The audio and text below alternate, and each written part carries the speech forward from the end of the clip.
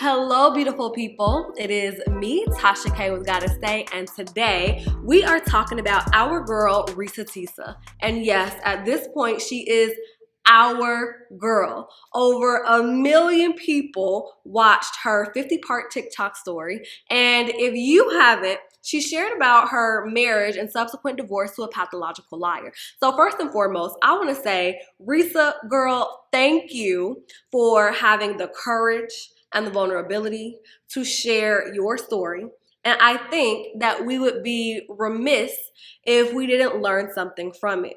But not only that, like, I know that we all have some version of that sometime in our life where we may have ignored what we knew because we wanted to be able to experience love. We wanted to be able to have this happily ever after relationship. So, quick story time. Y'all not getting all the tea from me. I am not Reesa Teesa, but quick story time. So, y'all probably don't know this about me, but I did not date until I was 28 years old. That was the first time that I even kind of dated. And would you believe that the guy that I was talking to, I wouldn't even say dating, like we were talking. The guy that I was talking to, he was giving me major pathological liar vibes where, his number would change a lot. And I'll just be like, why are you giving me a different number? It's like, oh, I needed to get a new phone for this reason, that reason, the other reason. And I remember, we had met online because he had reached out to me for some reason or other that I am not even about to get into. But we were supposed to meet for the very first time because he was supposed to be coming to Atlanta. So he tells me like, okay, like I want to take you out. I'm going to take you to this restaurant. And I'm like, okay, cool. Like I'm excited. This is like us meeting for the first time. I get dressed and I get in my car and I'm headed to the restaurant. While I am on my way, I'm calling him like, hey, like I just want to confirm, are you on your way? I'm headed to the restaurant. I hear nothing back from him, nothing at all. And something in me like just felt like, this is strange. So I turn around and I go home. And eventually I hear from him. And he's like, I got into a car accident. So I am so sorry I wasn't able to make it, blah, blah, blah, whoop-de, whoop-de, boo. So I'm like, you got into a car accident. Okay, I guess like people get into car accidents. And I'm like, all right, well, where are you at? He's like, I'm back at the hotel. Okay, I'll come meet you. No, I don't want you to come. I don't want you to seem like this, blah, blah, blah. We'll just meet tomorrow. I'm like, strange, but okay, cool. No problem. We supposed to meet the next day. Tell me why this man calls. Actually, he texts me. He says, my grandfather, he just died. And I'm not going to be able to make it. I have to go and be with my family. And this is on day 2. It was one more thing that happened. I can't remember. I can't even remember. I couldn't keep up with the lies, right? So that was on day 3. And at this point, I'm like, this man, he really got me messed up. Like, I must have like Boo Boo the Fool written on my forehead or something. But, I have never dated before. Everybody say, oh, Tasha, you're so critical. So I go back to my friends. I'm like, girls, this is what happened. What y'all think? They're like, oh, it could have happened. Give him a second chance, Later, I realized that they just wanted me to like date somebody. Like, don't have bad decision. But I'm not crazy, so I'm taking all of this with a grain of salt. So, long story short, right? I ended whatever that was after a lot of other stuff happened, right? Like I said, I'm not Reesa Teesa. I'm not about to get into all the crazy details, right? But a lot of other stuff was happening. And I was like, yeah, nah. One day, I'm scrolling on Twitter, minding my business, laughing, just looking. And I see his picture pop up with a story. And the story is about how he scammed this woman that he allegedly married out of $50,000. And, she went to the police and they picked him up, and it was a picture of him in court. And I was just like, wow. So I understand that these men are crazy. And there are literally people out here who are pathological liars. And although I'm not willing to share my crazy story, there is so much that we can learn from Reesa Teesa's story. Again, thank you, girl.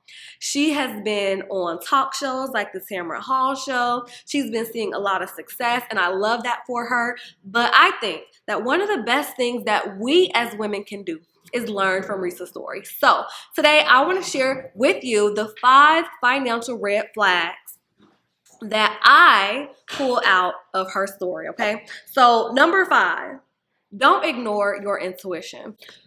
Reesa told us time and time again that she kind of just felt like something was off, right? And she didn't quite know yet how crazy this person was, but she could feel that something was off. Don't ever ignore your intuition. If you start feeling like something is off, do your research, right? Do some digging. Start looking and putting the pieces together, because you're not feeling that way for no reason at all. So don't ignore your intuition, because if you do, it can be extremely costly. Number 4, don't ever let a lie slide. Don't ever let nobody play in your face. Don't let these people play with you. Reesa tells us that Legion put a down payment on a home for them. She saw him. She was with him when they were picking out the appliances and all of this good stuff. But when she actually did listen to her intuition, and she went and got the evidence that demonstrated that he was a liar, she let it slide. Don't ever do that. A liar is a liar is a liar. If they will lie to you about one thing, they will lie to you about something else.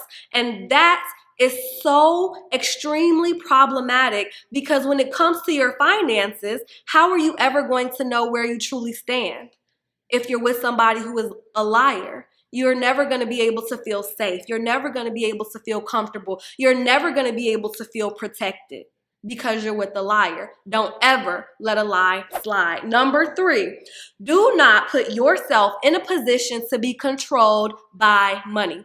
Reesa talks to us about the fact that in her relationship, she was becoming more and more financially dependent on Legion. This is a problem. I am not saying that you cannot have a man that is a provider, but what I am saying to you is that always, always, always, you have to be able to stand on your own 2 feet. If not, you put yourself in a position where you can be abused, because you have no other recourse, you have nowhere to go. And a lot of people stay in abusive relationships because they need that provision. They don't have any other resources. They don't have any other recourse. So always make sure that even when you're with somebody who is a provider, that you're also able to stand on your own 2 feet. Number 2, don't get married without looking at the financial accounts. And I mean, with your own 2 eyes,